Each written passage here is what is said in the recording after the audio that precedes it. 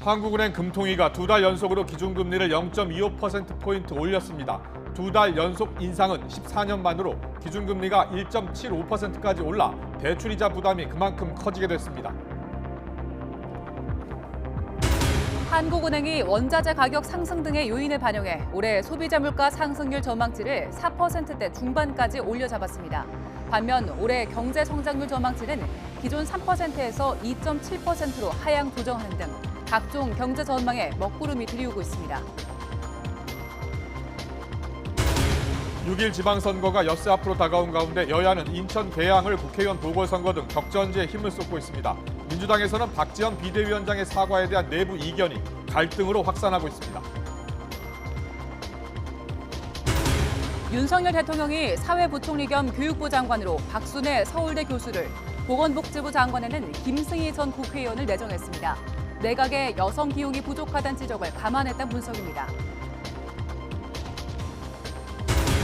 미국 주도로 마련된 대북 추가 제재안이 우리 시간으로 내일 새벽 유엔 안보리에서 표결에 붙여집니다. 미국은 그러나 북한에 대한 코로나19 인도적 지원은 별개라고 선을 그었습니다.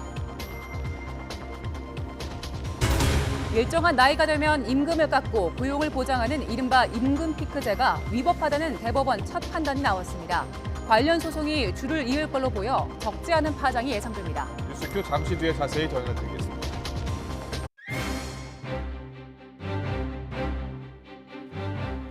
시청자 여러분 안녕하십니까? 가장 빠른 종합 뉴스 뉴스큐 시작합니다. 6일 지방선거가 6일 앞으로 다가왔습니다. 내일부터는 이틀 동안 사전투표도 진행이 됩니다.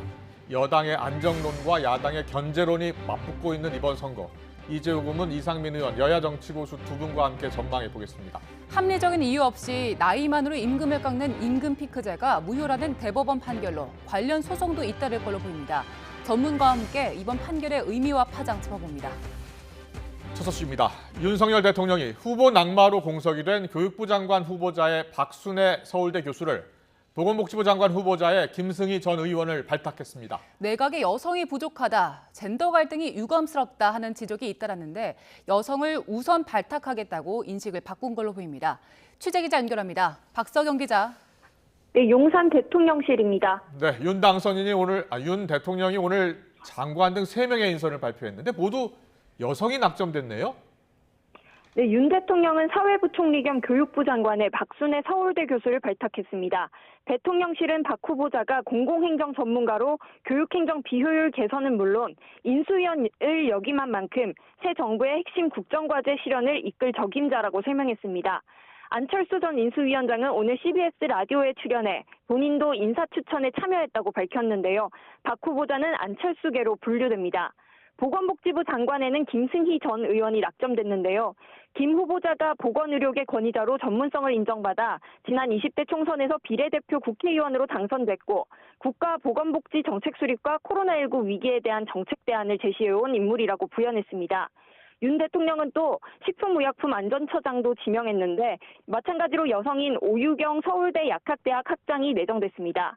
그동안 윤 대통령은 능력 중심 인사를 강조했고 앞서 임명된 부처 장관 16명 가운데 여성은 여가부 김현숙, 중기부 이영, 환경부 한화진 등 3명에 그쳤습니다.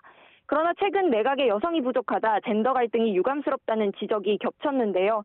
이에 여성에게 과감한 기회를 주겠다고 발언하는 등 윤 대통령의 인식이 변화한 것으로 보입니다. 대통령실은 그동안 민주당 협조로 윤석열 정부 내각이 완성되면 정부 세종청사에서 국무회의를 열겠다고 했었는데 모두 완성이 되지는 않았습니다만 드디어 정부 세종청사에서 정례회의가 열렸네요. 네, 윤석열 대통령은 오늘 오전 10시 정부 세종청사에서 첫 정식 국무회의를 주재했습니다. 윤 대통령은 감회가 새롭다면서 한덕수 총리를 중심으로 원팀이 돼서 일해주길 바란다고 당부했습니다.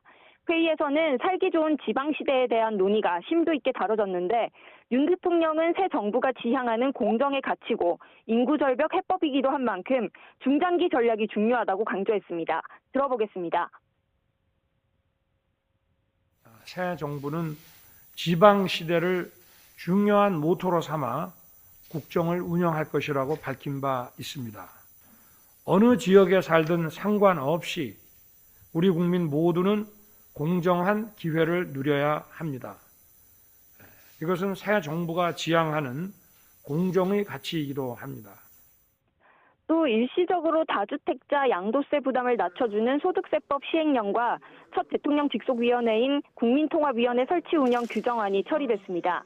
국무회의가 열리기 직전에는 국무위원 등에 대한 임명장 수여식도 진행됐고 국무회의를 마친 뒤에는 직원들을 격려차 방문하기도 했습니다.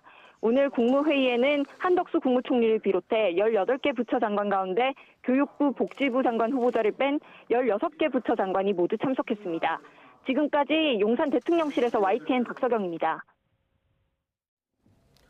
6월 1일 지방선거가 엿새 앞으로 다가온 가운데 여야는 오늘 민주당 이재명 후보가 출마한 인천 계양을 국회의원 보궐선거에 화력을 집중하고 있습니다. 이런 가운데 국민의힘은 국무조정실장에 내정된 윤종원 기업은행장의 인선을 둘러싸고 불협화음이 일고 있고요. 또 민주당은 박지원 비상대책위원장의 586 용퇴론 이후 당내 혼란이 가중되고 있습니다. 여기에 추경안을 둘러싼 여야 막판 협상도 진행되고 있습니다. 자세한 내용은 취재기자 연결해서 알아봅니다. 박기원 기자. 네, 국회입니다. 네, 여야 모두 지금 인천 계양을에 힘을 쏟고 있습니까? 네, 국민의힘 지도부는 오늘 아침 인천에서 선거대책위원회 회의를 열고 인천 계양을 보궐선거에 출마한 윤영선 후보에 힘을 실었습니다. 권성동 원내대표는 이재명 후보를 향해 오로지 당선을 목적으로 연고도 없는 계양으로 오는 게 말이 안 된다고 비판했고 윤영선 후보도 이재명 후보가 계양을 이용하려 한다고 비난했습니다. 직접 들어보겠습니다. 25일도 채 되지 않은 분, 그리고 언제 떠날지 모르는 분, 그리고 혹시나 잘못되면 또 보궐선거를 진행해야 될지도 모르는 분, 다시 말해서 25년의 텃세와 25일의 철새의 대결입니다. 이에 맞서 민주당 이재명 후보는 정부가 전기, 철도 등을 민영화하려 한다며 반대 기자회견에 참석했는데요. 국민 등골을 빼먹는 민영화는 용납할 수 없다며 민영화 방지법을 만들겠다고 각을 세웠습니다. 들어보시겠습니다. 자기들이 고발해놓고 고발당했다고 손가락질하고 그 고발 수사 피하려고 뭘 한다 이런 프레임 만드는 아주 악성의 정치 세력입니다. 이렇게 정치하면 안 됩니다. 민영화, 우리 국민들의 등골 빼는 민영화, 특정 개별 민간 사업자들의 배를 불리는 민영화 결코 허용할 수 없습니다. 이와 함께 오늘도 이번 지방선거 주요 후보들은 숨가쁜 일정을 소화하고 있습니다. 서울시장 후보들은 오늘 밤 방송 토론을 앞두고 국민의힘 오세훈 후보는 광진과 성동구에서 출근길 인사를 마쳤고 송영길 후보는 청계광장에서 집중 유세를 벌였습니다. 경기도에서는 국민의힘 김은혜 후보는 여주와 이천, 용인 등 경기 남부를, 민주당 김동연 후보는 파주와 양주 등 경기 북부에서 지지층 결집에 나섰습니다. 네, 이번에 각 당 상황 살펴보죠. 새 정부 첫 국무조정실장에 윤종원 기업은행장이 내정되는데 이걸 두고 당정 간 마찰이 이어지고 있죠. 네, 국민의힘 권성동 원내대표는 어제에 이어 오늘도 윤종원 은행장 내정에 대한 반대 뜻을 고수했습니다. 당정 간 불협화음은 없다면서도 문재인 정부의 경제 실패에 책임이 있는 윤 은행장의 내정은 부적절하다고 거듭 강조했습니다. 들어보시겠습니다. 문재인 정부의 실패한 경제 정책을 주도하거나 비유하거나 그리고 숨었던 사람이 새로운 정부의 국무조정실장을 한다는 것은 적절치 않기 때문에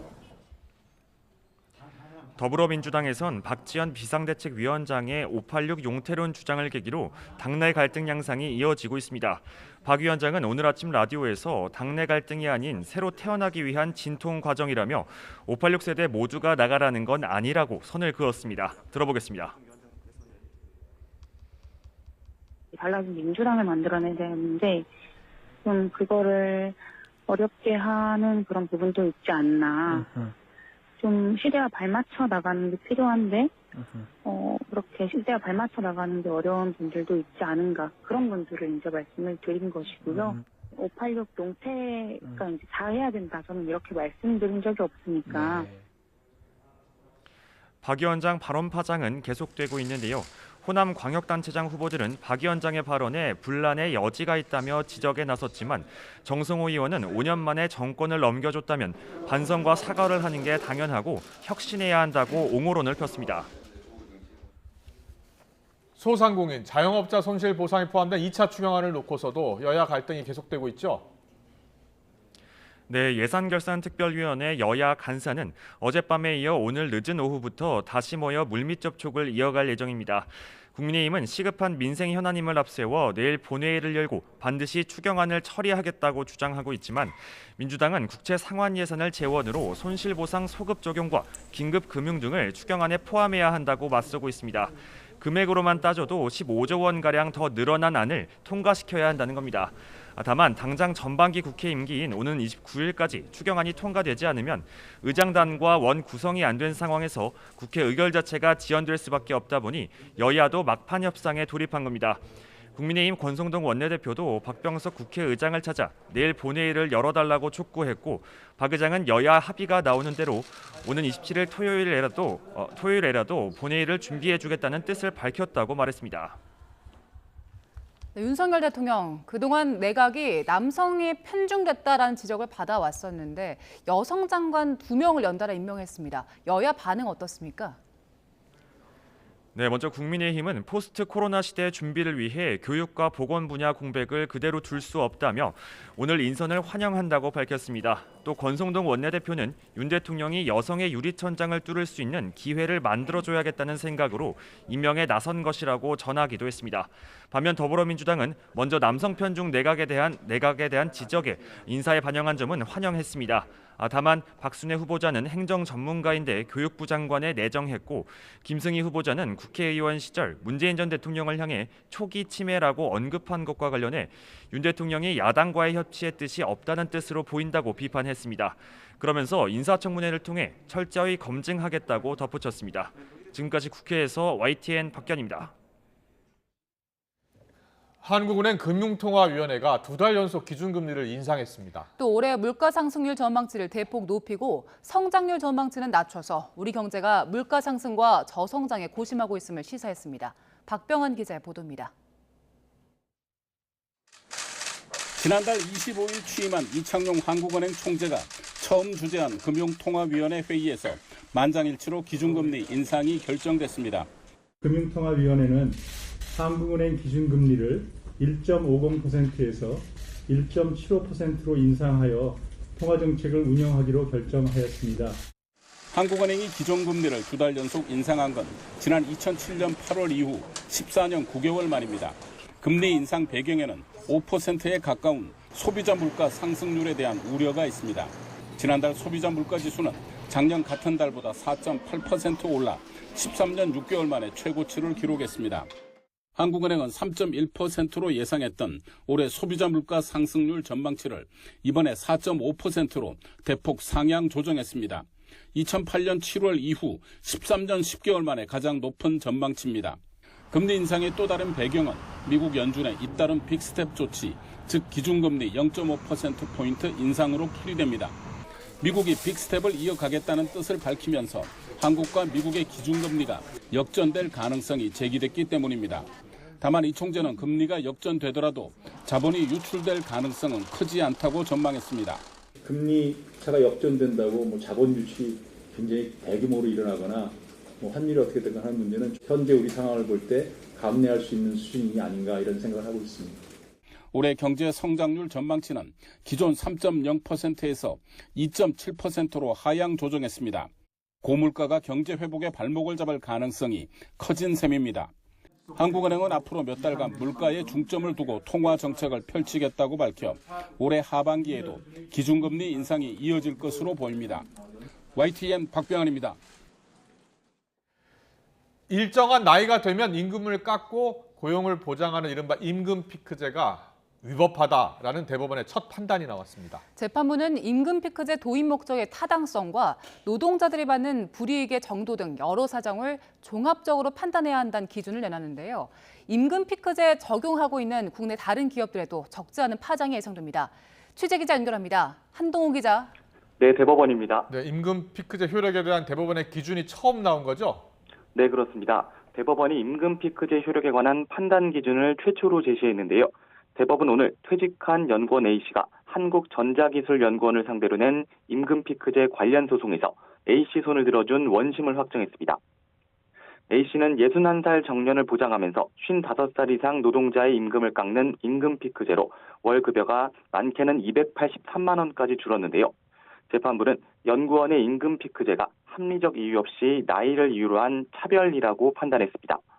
판단 기준으론 임금 피크제 도입 목적의 타당성과 노동자들이 받는 불이익의 정도, 임금 피크제로 감액된 돈이 제도 도입 목적을 위해 썼는지 등을 종합적으로 고려해야 한다는 건데요. 임금 피크제 때문에 A씨가 임금이 일시에 대폭 하락하는 불이익을 입었고 제도 실행 전후로 A씨 업무 내용에 차이가 있다고 보기 어려운 점 등을 비춰보면 나이 차별에 합리적 이유가 없다고 강조했습니다. 앞선 1, 2심 재판부 역시 55살 이상 직원들을 합리적 이유 없이 나이로 차별해 무효라며 A씨 손을 들어줬습니다. A씨는 임금 피크제 시행으로 불이익을 봤다며 지난 2014년 소송을 냈는데 오늘 대법원 판결로 삭감된 임금 1억 3,700만 원을 받게 될 것으로 보입니다. 다만 대법 측은 임금 피크제를 시행하고 있는 다른 기업의 경우 개별 사안별로 다르게 판단될 수 있다고 설명했는데요. 임금 피크제 도입 목적의 정당성과 필요성, 적정성 등에 따라 효력 인정 여부가 달라질 수 있다는 여지가 남아있다는 겁니다. 임금 피크제는 2000년대 들어 청년 일자리를 확대해 세대 상생을 촉진한다는 취지로 공공부문을 중심으로 도입되는데요. 2016년 기준 300인 이상 기업 가운데 임금 피크제를 도입한 곳은 절반에 가까운 46%입니다. 임금 피크제에 대한 첫 대법 판결이 나온 만큼 임금 피크제를 도입한 이들 기업에도 적지 않은 영향을 미칠 것으로 전망됩니다. 지금까지 대법원에서 YTN 한동우입니다. 노동계는 합리적인 이유 없이 연령만을 이유로 직원의 임금을 깎는 임금 피크제는 무효라는 대법원의 판단을 환영했습니다. 한국노총은 논평을 내고 지금 같은 임금 피크제는 지속돼서는 안 된다며 현장 지침 등을 통해서 노조 차원에서 임금 피크제 무효화 및 폐지에 나서도록 독려할 것이라고 밝혔습니다. 반면 경제계는 고용 불안 등의 부작용이 있을 거라고 우려했습니다. 전국경제인연합회와 한국경영자총연합회 등은 논평을 통해 이번 판결이 기업 부담을 가중시키고 청년 구직자의 일자리 기회 감소 등 부작용이 우려된다고 비판했습니다. 특히 정부의 적극적인 권고에 따라 시행 6년째를 맞은 임금 피크제의 근간이 흔들리면서 임금 소송 남발로 인한 노사 간 갈등이 격화될 우려가 커졌다고 지적했습니다. 네, 이거 파장이 만만치 않을 것 같습니다. 오늘 대법원에서 나이만으로 그러니까 임금을 깎는 이 임금 피크제 무효라는 판결이 나왔기 때문인데요. 네, 대법원은 임금 피크제 기준도 제시했습니다. 노사 간의 재논의도 불붙을 전망인데 관련 내용을 양정은 변호사와 짚어보겠습니다. 어서 오세요. 어서 오십시오. 안녕하세요. 예, 변호사님. 이게 이 노동계에서는 터질 게 터졌다 이런 지금 입장이죠? 네, 맞습니다. 예. 지금까지도 임금 피크제와 관련된 소송은 굉장히 많았습니다. 근데 그것에 대해서 대법원이 합리적인 이유에 대해서 최초로 기준을 제시했다. 이런 면에서 이번 판결에 의미가 있는 것이죠. 그렇군요. 네, 그럼 네. 오늘 판결이 어떤 사건으로 불이 붙은 거죠? 네, 일단 한 공공기관의 근로자였는데요. 예. 그 공공기관에서는 61세의 정년을 그대로 유지하면서도 55세부터는 무조건 임금을 삭감하는 임금 피크제를 도입을 하였습니다. 예, 그에 대해서 근로자가 이 임금 피크제 도입 전에 임금을 내놔라. 네. 이거는 고령자 연령법 차별이다라고 하여서 이제 소송을 한 것이고요. 네. 그래서 연령 차별로 보아서 법원에서는 근로자의 손을 들어준 것이죠. 그렇군요. 예. 보통 5년에서 6년 임금 피크제가 적용되면 뭐 한 해 보통 3, 4천만 원씩 월급을 적게 받게 되고 한 5년이면 1억 넘게 못 받는 거잖아요. 맞습니다. 네, 그럼 법원이 1억 넘게 다 돌려줘라 이렇게 판단한 겁니까? 그렇지는 않습니다. 이게 아무래도 동일 가치 노동, 동일 임금이라는 그런 원칙이 있거든요. 예, 예. 그렇기 때문에 임금이 삭감된 만큼 업무량이 줄었는지 안 줄었는지에 따라서 그 금액, 임금을 인정하는 금액은 달라질 수밖에 없습니다. 네. 그렇군요. 그럼 이번에 일부 승소 판결 나온 거군요. 네, 맞습니다. 예. 네. 근데 이 임금 피크제를 도입할 당시에는 노동조합이랑 이걸 합의를 다 했던 거였잖아요. 네. 그런데 이번에는 이런 판결이 나오게 된 배경이 뭘까요? 네, 일단 고령자 고용법상 연령차별 금지라는 규정이 있어요. 근데 네. 그 규정 자체는 강행 규정이라고 합니다. 그래서 강행 규정이라고 하는 것은 아무리 근로자와 사용자가 적법한 절차에 따라서 취업 규칙이나 근로계약에서 이런 뭐 임금 피크제에 대해서 동의를 하였다 하더라도 네. 이거는 강행 규정을 위반했기 때문에 무조건 무효다라고 보는 것입니다. 그렇군요. 자, 합리적인 이유가 아니라고 했습니다. 그렇다면 합리적인 이유라면 어떤 예가 있겠습니까? 네, 일단 그 대법원에서 제시한 합리적인 그 기준 이것은 좀 살펴봐야 될 것 같은데요.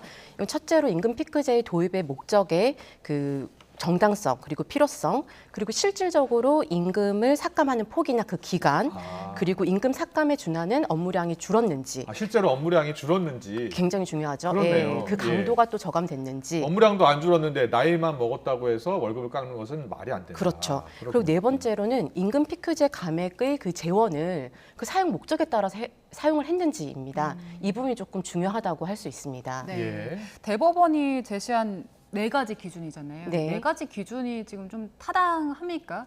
그럼요. 네. 지금까지 그 3가지 기준에 대해서는 사실상 법원에서 네. 많은 기준이 되어 왔고 많은 임금 피크제 소송에서 이것이 가장 중요한 쟁점이 되었습니다. 합리적인 이유를 설명하기 위해서 사용자 측에서 이제 주장을 했던 것이죠. 네. 근데 네 번째 주장, 임금 피크제에 감액된 이 재원이 과연 임금 피크제를 도입한 목적 이것에 사용되었는지, 즉 신규 고용을 창출했는지, 이런 데 재원을 사용했는지 여부 이런 부분에 대해서 새로운 기준을 제시했던 점에서 좀 중요한 판결이라고 볼 수 있습니다. 그러니까 그 임금 피크제를 도입해서 회사 입장에서는 그 임금을 줄일 수 있었는데 그 재원을 가지고 무엇을 어디에 사용했는지, 그러니까 네. 직원을 더 채용했는지를 본다는 겁니까? 네, 사실상 임금 피크제가 도입된 것은 우리나라가 정년이 늘어나면서부터입니다. 그렇죠. 정년 연장을 이제 강행 규정으로 하면서 네. 정년이 늘면은 당연히 신규 채용이 줄고 그 청년 일자리가 줄어들게 됩니다. 예. 네. 그래서 그런 사회적인 그런 이유에서 임금 피크제라는 것을 도입을 했고, 그렇죠. 예, 예. 그런 이유에서 다 연결이 되는 것이죠. 네네. 예, 그래서 그런 재원으로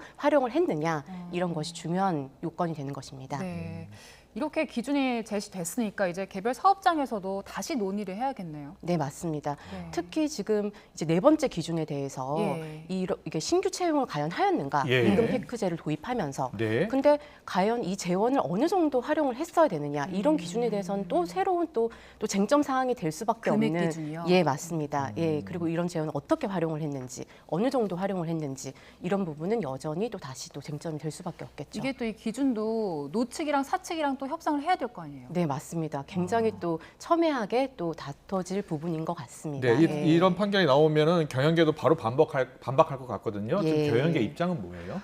뭐 이렇게 하면 이제 경영과 관련해서는 이게 뭐 이렇게 실현 가능한가? 그럼 임금 피크제를 어떻게 해야지 실현을 할 수 있느냐? 예. 그래서 굉장히 법원의 판결에 대해서 반대하는 입장이고, 그러겠죠. 네. 예, 노동계 입장에서는 당연히 환영하는 그런 입장을 비치고 있죠. 그러니까 벌써 한국노총에서 환영 입장이 나왔는데 이거 어떻게 해야 됩니까? 그럼 다시 재논의를 하는 게 맞는 거잖아요? 네, 사실상 그 이제 사업주 입장에서는 이 본인들이 지금 도입하고 있는 임금 피크제에 대해서 재검토가 필요하다라고 판단이 들고요. 그렇죠. 예.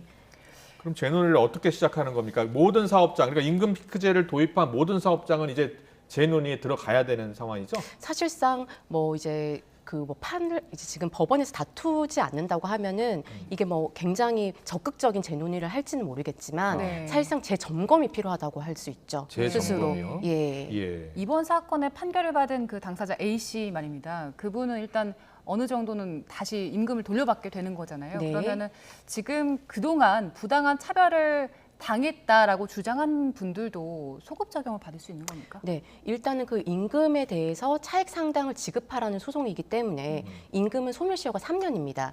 그렇기 때문에 임금 피크제를 적용받고 퇴사한 분들 중 지금 3년이 넘지 않은 분들은 네. 이 임금 피크제가 합리적인 이유가 없기 때문에 강행 규정 위반이다라고 하면서 임금 차액 소송을 제기를 할 수 있죠. 네. 하지만은 임금 피크제가 도입되기 전에 희망퇴직을 했다든지 하시는 분들에 대해서는 이 판례가 그대로 적용되지는 않죠. 예. 희망퇴직을 하신 분들은 적용되지 않고 네, 그건 좀 임금 피크제 법리상. 적용받은 분들 가운데 이제 3년이 지나지 않은 분들? 네, 그렇군요. 그러면 4년, 5년 전에 이제 퇴사하신 분들은 안 됩니다. 안 되는 겁니까? 예, 소멸시효의 문제죠. 헌법소원 예. 제기해서 할 수 있는 방법은 없습니까? 네, 이게 사실 뭐 임금으로 볼 것이냐 아니면 불법 행위에 의한 손배로 볼 것이냐에 따라서 네. 사실 조금 판례가 좀 변경되는 지금 경향이 있어요. 네. 불법 하도급이라든지 이런 부분에 대해서는. 근데 이것에 대해서 그대로 적용될지에 대해서는 단답할 수 없습니다. 네. 예. 앞으로 이번 판결로 이 임금 피크제가 어떻게 적용이 되기 시작할 것 같습니까? 이제 새로 적용하는 분들도 있을 거 아니에요? 예, 그렇죠. 사실 임금 피크제를 우리가 도입을 할 때 네. 사실상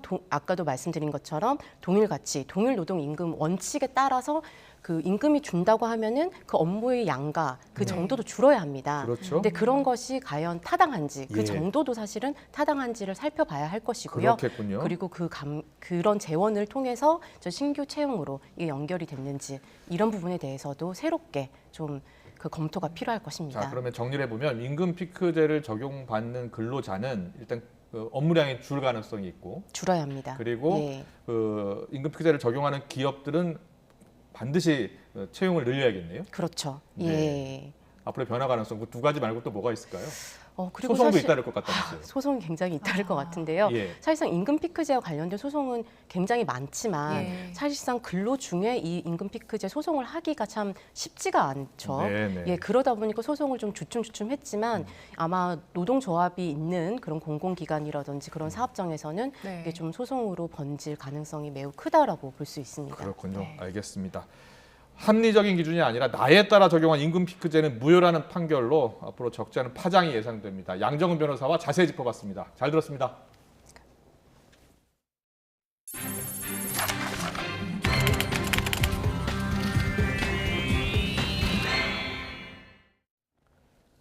요즘 들어서 받는 월급은 그대로인데 물가만 오른다는 느낌을 지울 수가 없습니다.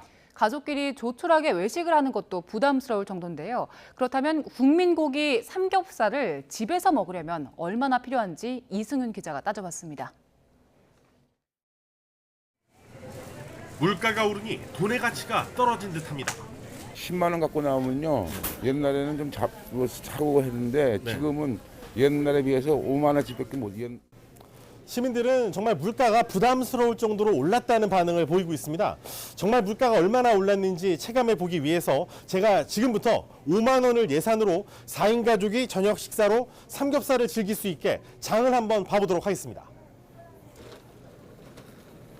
포기상추 2,980원에 모든 부위용 버섯 3,980원, 점인마늘 2,780원, 파채 3,880원, 깻잎 1,068원, 쌈장 2,680원, 후추 3,340원, 참기름 5,480원, 소금에 2,280원을 쓰니 이제 4명이 먹을 돼지고기 2근 1,200g을 살 차례인데 남은 예산은 21,532원, 제주산 삼겹살은 1,200g에 63,300원, 다른 국내산 삼겹살은 1,200g에 38,000원으로 예산 초과.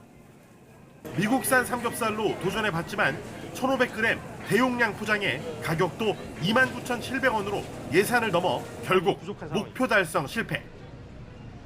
욕심부리지 않고 파채나 버섯, 마늘, 깻잎을 포기하면 집에 참기름이나 소금은 있으니 얼추 먹을 만큼은 살 수도 있습니다. 가족 4명이서 외식하면요, 특히 삼겹살 파티 같은 거 하면은 예산 얼마 정도 잡으셔야 돼요? 4명이서 하면 그래도 한 10만 원, 15만 원 고선에서는 잡고 먹는 것 같은데 저희 좀 많이 먹어가지고. 네. 네. 마트에서 사서 먹으나 식당에 나가서 먹으나 비용은 별 차이가 없을 거라는 말을 들었습니다. 근데 뭐 사실은 장을 봐서 음식을 준비하는 게 외식하는 거랑 크게 차이가 안 나요. 그래서 식당을 찾아가 봤더니 1인분에 16,000원이라 4명이 삼겹살 3인분에 1,000원짜리 공깃밥 2개로 만족해야 했습니다. 5만 원인데 양이 이게 정말 3인분밖에 안 되는 게 좀 놀랍네요, 요즘에. 네, 오늘 5만 원으로 저희가 장보기에 이어서 외식에도 나서 봤는데 4명이서 배불리 먹기가 정말 쉽지 않은 하루였습니다. 정말 물가 많이 올랐네요. 그래도 맛있게 먹겠습니다. YTN 이승윤입니다. 맛있네요. 74년 만에 문을 연 청와대가 시민들에게 한층 더 가까워졌습니다. 오늘부터 대통령 집무실이 있는 청와대 본관과 대통령이 거주하던 관저 내부가 개방된 건데요. 새로 열린 공간, 많은 사람들로 북적였습니다. 현장에 취재기자 나가 있습니다. 김혜린 기자. 네, 청와대 관저 앞들에 나와 있습니다. 네, 청와대 본관과 관저 내부가 관람객들에게 공개된 게 오늘이 처음인데 현재 분위기 어떻습니까? 네, 이곳 관저는 대통령과 가족들이 살던 공간입니다. 청와대에서도 굉장히 외진 곳인데 관람객들로 북적이는 상황인데요. 관람객들은 연신 사진을 찍어가면서 추억을 남기는 모습입니다. 오늘 이곳에 관람을 온 시민의 이야기 직접 들어보시겠습니다. 채수를 잡수셨는지 어쨌는지 이렇게 텃밭이 있더라고요. 근데 파 하나가 있는 거야. 어머나 파 하나가 남았네. 제가 그걸 느꼈어요. 그래서 아, 우리하고 사는 건 다 똑같구나. 아쉽게도 관저는 직접 들어가진 못하고 앞뜰에서 열린 창문을 통해 관람할 수 있습니다. 어제 취재진에 미리 공개된 관저 내부를 직접 둘러보았는데요. 푸른색 커튼과 벽난로로 장식된 거실에는 사용하던 소파와 TV가 여전히 남아 있었습니다. 대부분의 방에 가구가 모두 빠져서 썰렁한 느낌이었지만 한 구석에 문재인 전 대통령이 키우던 애완동물의 밥그릇과 사료 부스러기가 남아있는 모습에서 사람이 살았던 흔적을 느낄 수 있었습니다. 또 연회장과 음접실, 사우나실처럼 여느 가정집에서는 볼 수 없는 공간들도 눈에 띄었습니다. 관저뿐만 아니라 대통령의 업무를 보던 본관 역시 개방됐는데요. 본관은 내부에서 관람 가능합니다. 준비된 덧신을 신고 정문으로 들어서면 레드카펫이 깔린 웅장한 계단이 눈에 띕니다. 관람객 촬영 명소 중에 한 곳입니다. 펜스를 따라가면 가장 먼저 관람할 수 있는 방이 충무실입니다. 임명장을 수여하거나 외빈 만찬을 하는 등 다용도로 활용됐던 공간입니다. 여기서 붉은색 카펫을 따라 걸으면 유백색의 벽과 천장, 샹들리에가 화사한 느낌을 주는 인왕실이 나옵니다. 서양식으로 꾸며진 이곳은 간담회나 오찬, 만찬이 열리는 소규모 연회장으로 쓰였습니다. 인왕실을 지나 2층으로 올라가면 본관의 가장 핵심 공간, 대통령의 업무를 보던 집무실이 나옵니다. 금색 무궁화와 봉황 장식이 눈에 띄는 넓은 공간이지만 지금은 집기류가 모두 빠져 조금은 썰렁한 느낌을 줍니다. 벽면이 황금색 십장색 문양도로 장식된 접견실을 지나 다시 1층으로 내려오면 영부인이 접견실과 집무실로 쓰던 무궁화실이 나오는데 역대 영부인들의 초상화가 걸려 있습니다. 청와대는 개방 이후 그제까지 관람객 37만 명이 방문했습니다. 개방 기간이 다음 달 11일까지로 연장됐는데 이후에는 청와대를 상시 개방할 예정입니다. 영빈관과 춘추관에 이어 본관과 관저까지 볼 수 있게 되면서 한층 더 친근하게 청와대를 체험할 수 있습니다. 지금까지 청와대 관저에서 YTN 김예린입니다. 네, 조금 전 보신 것처럼 오늘부터 청와대 본관과 관저 내부도 열렸습니다. 대통령이 업무를 봤던 본관부터 보면 지금 제 뒤로 보이는 곳이 본관의 중앙 계단입니다. 계단 위쪽으로는 김식의 금수 강산도가 보이죠. 계단을 따라서 올라가기 전에 1층 서쪽으로 가면 무궁화실이 있습니다. 영부인이 집무실로 쓰던 공간인데 역대 영부인의 초상화가 걸려 있습니다. 초대 영부인 프란체스카 도너 여사부터 김정숙 여사까지 역대 영부인 11명의 초상화가 보이네요. 여기는 인왕실입니다. 간담회나 오찬, 만찬을 하거나 외국 정상과 공동 기자회견을 열었던 곳인데요. 중앙에 걸린 그림은 통영항이라는 작품인데 통영 출신 전영림 화백이 노무현 전 대통령의 요청으로 3개월에 걸쳐 그렸다고 전해집니다. 이명박 정부 들어 사라졌다가 문재인 정부 때 다시 인왕실 벽에 걸리기도 했습니다. 자, 계단을 따라서 2층으로 올라가면 대통령이 직접 현안을 보고받고 일하던 집무실이 나옵니다. 이곳의 규모도 상당한데요. 100제곱미터가 넘고 집무실 입구에서 대통령 의자까지 15m 정도가 됩니다. 자, 이제 관저로 가볼까요? 관저는 직접 들어가지는 못하고 앞뜰에서 창문을 통해서 관람할 수 있습니다. 자, 본관에서 200m 정도 가면 이렇게 관저가 나오는데요. 이명박 당시 대통령의 출근길 잠시 보실까요? 거리가 가깝다 보니 역대 대통령들은 걸어서 출근을 하거나 보시는 것처럼 자전거를 타고 집무실에 가기도 했습니다. 멋스러운 전통 한옥으로 지어진 관저, 지상 2층, 지하 1층에 6,000제곱미터가 넘는 규모입니다. 국가보안시설이어서 공개된 도면은 없는데요. 대통령 가족 외에는 접근할 수 없는 내실과 참모들과 함께 사용하는 외실로 구분되어 있습니다. 공개된 내부에는 역대 대통령이 사용한 집기도 그대로 남아 있습니다. 얼마 전까지 사용했던 가구와 전자제품도 보이고요. 또 연회실 찬장 안을 보면 와인잔 그리고 대통령들이 듣던 CD도 보이네요. 자, 이곳은 대통령 가족만 이용할 수 있는 식당입니다. 라면을 좋아했던 고 노무현 전 대통령은 이곳에서 직접 라면을 끓여 먹었다고 전해집니다. 자, 여기는 침실인데요. 약 80평 정도 됩니다. 넓죠. 넓은 공간에 침대 한 개만 덩그러니 놓여 있는 걸 보고 대통령들도 당황했다고 하네요. 또 관저 안에는 메이크업실, 분장실도 있습니다. 이렇게 시민의 품으로 들어간 청와대 집무실과 관저 내부도 함께 둘러봤는데요. 청와대 개방은 다음 달 11일까지로 연장됐습니다. 관저 내부를 직접 보고 싶은 분들은 국민비서 사이트에서 2일까지 예약하면 됩니다. 정부는 앞으로 청와대를 상시 개방하는 방안을 검토하고 있는데요. 청와대를 둘러본 시민들의 목소리처럼 대한민국 역사의 현장으로 이 공간이 국민의 품에서 오래도록 사랑받으면 좋겠습니다.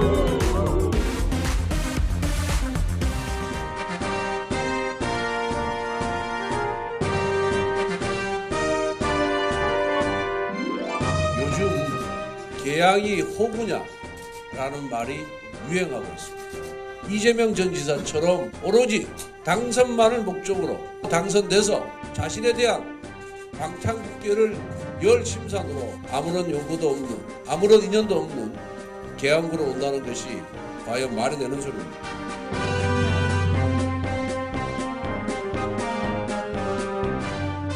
연고 가지고 자꾸 따지는 경향이 상대방한테도 있고요. 내세울 게 이제 연고밖에 없으니까요. 다만 워낙 정당 지지율 격차가 크니까요. 네. 열심히 하면 이길 수 있다 이렇게 봅니다.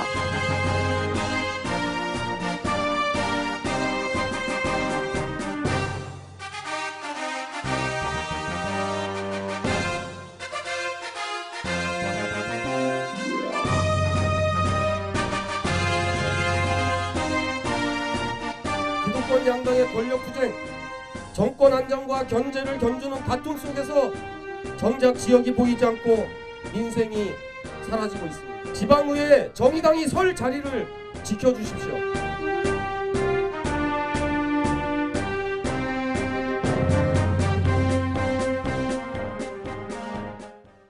네, 꼭 투표합시다. 네, 지방선거 엿새 앞으로 다가왔는데요. 내일부터 이틀 동안 사전투표가 진행이 됩니다. 여당인 국민의힘은 안정론, 국정안정론, 그리고 야당인 민주당은 견제론을 내세우면서 지지를 호소하고 있죠. 자, 지방선거 포함해서 정치권 이슈를 두 분 모시고 하겠습니다. 이상민 의원, 이재호 상임고문 나오셨습니다. 어서 오십시오. 예. 안녕하세요. 안녕하세요. 안녕하세요. 아, 벌써 이제 엿새밖에 안 남았네요. 예, 그렇습니다. 예, 선거가 임박했는데 선거 이야기 잠깐 여쭤보기 전에 오늘 윤석열 대통령이 장관 2명, 차관 1명, 3명 인선을 단행했는데 모두 여성이었습니다. 네. 모두 여성을 임명한 이유가 최근에 여러 지적 가운데 여성 장관 후보자가 너무 없다. 그렇습니다. 그런 예. 지적이 있었고 여기에 대해서 예. 본인이 정신이 번쩍 들었다. 그동안 시야가 좁았던 것 같다라는 그 생각이 그대로 드러난 것 같아요. 예, 그죠? 그렇습니다. 어떻게 보셨어요? 그 뭐 18명의 장관 중에 뭐 네. 3명만 여성이었으니까 그 단순히 뭐 여성이냐 남성이냐 이걸 따지지는 않는다 하더라도 네. 그러나 여성 장관이 좀 적었다고 봐야죠. 예. 그러니까 정신이 번쩍 들었으니까 앞으로 임명하는 고위공직은 여성 우선으로 하겠다니까 뭐 3분 다 여성으로 했는데. 네. 대통령 되기 전 당선인 때는 능력 중심의 인사 네. 계속 강조했잖아요. 그렇습니다. 그리고서 여성, 지역 이런 인위적 안배하지 않겠다라고 했지만 여러 지적이 나오니까 어쩔 수 없더라고요. 저는 이번 그 보건복지부 장관, 예. 또 교육부 장관, 그리고 또 식약처. 식약청, 식약처장, 식약처장 그 3분을 여성으로 이렇게 인선한 거는 매우 잘한 것이다. 예. 윤석열 대통령이 어쨌든 또 따갑게 우리 이 방송에서도 여러 번 말씀드렸고 네. 다양성이 결핍돼 있다. 뭐 성비든 지역별이든 또 세대별이든 또 뭐 여러 있지 않습니까? 네네. 그런데 하여튼 그런 다양성이 부족한 거를 이번에 좀 반전을 시킨 것 같아요. 잘한 것이다라고 박수를 보내고 싶고요. 이 노력은 더 한층 다양하게 해야 된다. 그러니까 그 장관은 대통령과 장관은 그냥 일반 직업 공무원들이 하는 그 직책이 아니고 정치적으로 갖고 있는 상징성 또는 여러 가지 통합의 의미, 효과 이런 것들이 정치적으로 매우 막대하기 때문에 오히려 좀 더 지금은 이제 남성 중심을 여성 장관들로 좀 메꿨습니다. 이제는 좀 더 다양하게 세대별 젊은 분들 또는 나이 드신 분들도 좋고요. 또 성소수자 중에도 또 뭐 저 같은 장애인들 중에도 훌륭하신 또 일을 한 또 일꾼들이 계시니까 그런 분들을 좀 발굴해서 그 윤석열 정부의 그 색채가 좀 더 다양성을 더 가꾸기를 바랍니다. 그렇군요. 이번에 낙마 후보자가 있었던 곳이죠. 김인철 교육부 장관 후보자, 정호영 복지부 장관 후보자 자리에 이제 두 여성 장관 후보자가 내정이 된 겁니다. 이재호 의원께서 계속 얘기하셨던 게 자꾸 소통을 해야 한다. 민주당 의견을 좀 들어야 한다. 근데 최근에 이 얘기도 국회 전반기 국회 의장단을 이제 그 대통령실로 불러서 식사하는 자리에서 나온 이야기더라고요. 그렇습니다. 그런 자리가 그렇습니다. 많이 마련돼야 될 것 같아요. 그 능력 위주로 한다 그러고 남성만 장관을 임명해 놓으면 여성 능력이 없는 사람들이 돼버리잖아요. 그러니까요. 그러니까 이제 그 뭐 여성 남성 관계없이 능력 있는 사람은 여성 중에서도 능력 있는 사람이 있다고 하는 것을 보여줄 필요가 있으니까 이번엔 아주 임명을 잘했고요. 근데 그분들이 이제 그 자리에 적합하냐 하는 거는 뭐 그게 정문에서 따질 청문회가 거니까. 있으니까요. 그러면 대통령도 본인이 시야가 좀 좁았다고 자인했지 않습니까? 그렇습니다. 이제 시야를 좀 더 넓히는 노력이 필요합니다. 그렇습니다. 좋은 그게 말씀입니다. 소통이니까요. 두 분 다 시야를 좀 더 넓혔으면 좋겠다는 말씀 해주셨습니다. 지방선거 얘기해 볼게요. 국민의힘이 이제 국정안정론 그리고 민주당의 정권 견제론인데 최근에 양당의 목표 자리 수도 점점 차이가 나기 시작했어요. 아무리 봐도 최근 여론조사를 보면 국정안정론이 조금 더 많이 나오는 것 같아요. 어떻게 보셨어요? 그렇습니다. 그러고 그 이제 장관들이 그 임명되고 이제 한 20일 20일 좀 가까이 되지 않습니까? 그러니까 대통령도 조금 이제 안정을 찾기 시작하고 그동안에 이제 그 처음에 들었었던 그 청와대 이전 때문에 좀 그랬죠. 용산으로 가는 것 때문에 표를 까먹었는데 오히려 지금은 청와대 이전 때문에 상당히 그 국민들이 여론이 지금 좋아지고 있고 공개를 하고 나니까 그리고 광주에 그 단체로 집단적으로 광주에 갔지 않습니까? 그렇습니다. 5.18 때요. 그렇습니다. 그리고 또 봉화마을 노무현 그 전대도 추도식에도 여당이 아주 대대로 갔지 않습니까? 총리 다 갔죠. 이런 것들이 이제 윤석열 정부 색채가 조금씩 드러나기 시작하니까 국민들이 조금씩 지지도가 올라가죠. 올라가니까 아무래도 정권 초니까 정권 좀 안정시켜야 되겠다는 바람이 조금 인다고 봐야죠. 우리 이상민 의원께서는 지난주에 나오셔도 그랬고 그래도 견제가 필요하다. 독주에 대한 견제가 필요하고 그래서 민주당 후보를 좀 찍어줘야 한다라고 계속 이야기하셨잖아요. 그러니까 어느 쪽이든 그 한쪽으로 쏠리는 거는 분명히 문제가 생깁니다. 뭐 4년 전에 사실은 저희가 그랬거든요. 그런 점이 사실은 돌이켜 보면 어느 권력이든 한쪽 정파에 쏠리게 되면 그로 인한 폐해는 짙다. 그래서 서로 간에 상호 견제와 균형을 이렇게 이룰 수 있도록 하는 것이 좋은데 중앙정부의 집행부의 수장은 그 윤석열 대통령 국민의힘 쪽으로 갔으니까 이제는 지방정부의 구성은 보다 좀 견제할 수 있고 균형을 이룰 수 있는 민주당 쪽으로 힘을 좀 실어 주셔야 됩니다. 이렇게 말씀드립니다. 네, 알겠습니다. 좋은 말씀입니다. 그러니까 이번 지방선거에 정권 교체가 이제 되었지만은 사실상 국가의 균형적인 운영을 하려면 너무 한쪽으로만 다 쏠리면 안 된다는 걸 우리가 문재인 정부도 봤지 않습니까? 문재인 정부의 뭐 대통령부터 시작해서 시의원, 구의원까지 기초의원, 기초단체장까지 삭제를 하고 나니까 지난 지방선거에 17개 광역단체장 중에 14곳을 민주당이 휩쓸었습니다. 그렇습니다. 서울에는 25개 구청장 중에 24군데 그러니까 이렇게 되면 결국은 그게 민주당 독이 되지 않습니까? 그렇군요. 그대로 했으면 민주당 이번에 정권을 창출했어야죠. 네네. 결국 그것 때문에 민주당이 패배한 겁니다. 그러니까 이번에 국민의힘도 싹쓸이할 생각은 하지 말고 국민의힘도 적당히 정권이 안정적 운영을 할 수 있을 정도로만 얻고 그리고 견제와 비판을 할 수 있을 정도의 야당 의석은 또 주고 이렇게 해서 좀 균형돼야죠. 우리 현명한 국민 여러분들께서 판단해 주실 것으로 믿습니다. 두 분이 가장 눈여겨보는 지역 제일 궁금해요. 자, 이종훈 의원께서는 어느 지역을 관심 있게 보고 계세요? 역시 계양 아니겠습니까? 인천 계양을요? 인천 지금 계양이 이재명 후보하고 탁비인 것 같더라고요. 국민의힘 후보와.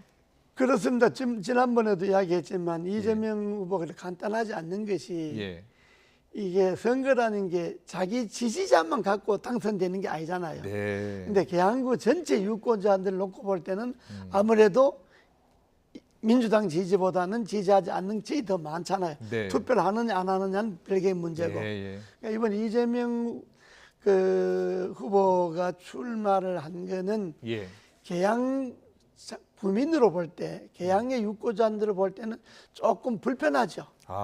불편하니까 좀 자존심도 좀 상하고, 뭐 그런 것이 지금 이제 갈수록 좀 드러나는 것 같고, 나 뭐 내가 이재명인데 뭐 안 되겠냐 이거 갖고는 좀 어려울 것 같습니다. 지금. 오늘 보니까 여야 지도부가 모두 저 계양을로 달려갔습니다. 민주당에서는 지금 계양을 어떻게 보고 계세요? 각종 여론조사에서 민주당 지지층 가운데 많은 분들이 여론조사의 답에 응하지 않고 있기 때문에 그런 결과가 나타나고 있다라고 보고 있더라고요.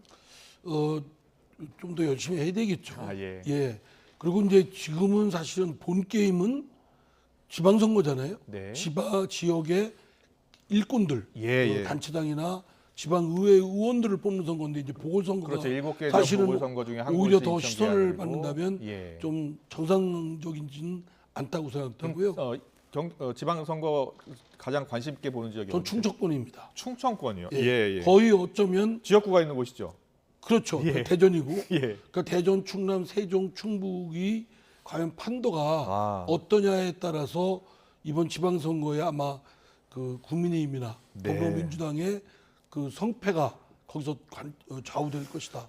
각종 여론조사를 보니까 거의 충청 지역은 대전, 충남, 충북 모두 박빙이더라고요. 각축을 벌이는 걸로 알고 있습니다. 그렇군요. 그 두 충청 지역 보고 계시고 여기 이제 인천 계양을 보고 계시고요.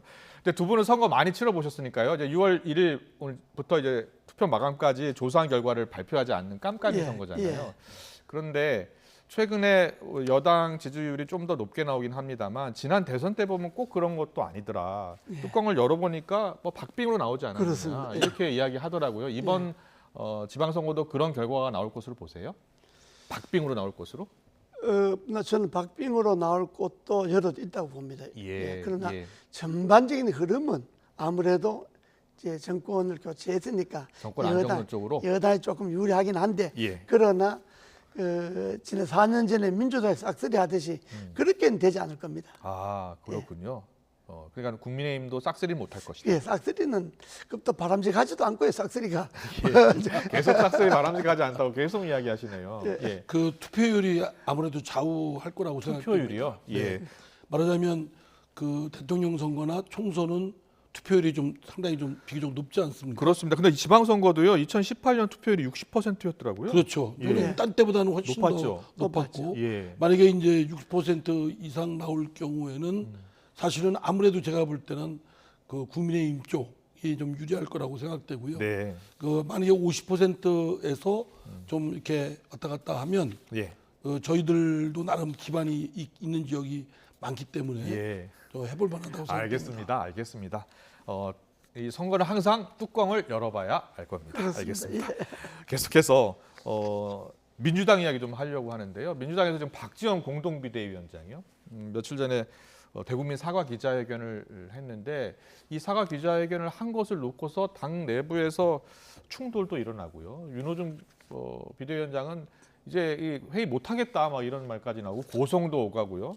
지금 당내 분위기가 어떻습니까? 글쎄, 제가 이제 그 회의에 참석을 하지 않았기 때문에 예. 이제 저도 보도를 통해서 들은 얘기고 기자들이 그 귀를 우리 귀대기라고 표현하는데 귀를 대고 들었다고 하더라고요. 예. 하도 고성이 나오니까. 대체로 이제 그 어쨌든 박지원 비대위원장은 이제 밖에서 모시고 온 분이기 때문에 다소 좀 이질적인 문화가 있을 수 있고 충돌이 있을 수 있다고 생각됩니다. 근데 발언의 내용을 보면 뭐 어쩌면 당연한 말이고 저 개인적으로는 아니 사과를 뭐 지금 할 때인가 이미 했어야 되고 사과는 지속적으로 했어야 되는 건 물론이고 사과가 문제가 아니라 개과천선을 했어야죠. 행동으로 보이고 실제로 그렇게 변환이 됐어야 되는데 그러지 못했으니까 지금 사과하는 거 아니겠습니까, 비대위원장이. 그리고 이제 586만 건든 건 너무 좀 변죽을 건든 거다. 사실 보다 근원적 우리 다 알지 않습니까? 우리 더불어민주당의 핵심적인 문제가 어디에 있고 사실은 어디에서 가로막혀 있는가를 아는데 586만 물론 586의 책임도 있고 책임도 물어야 될 부분도 있겠죠. 그러나 거기만 하는 거는 변죽이다.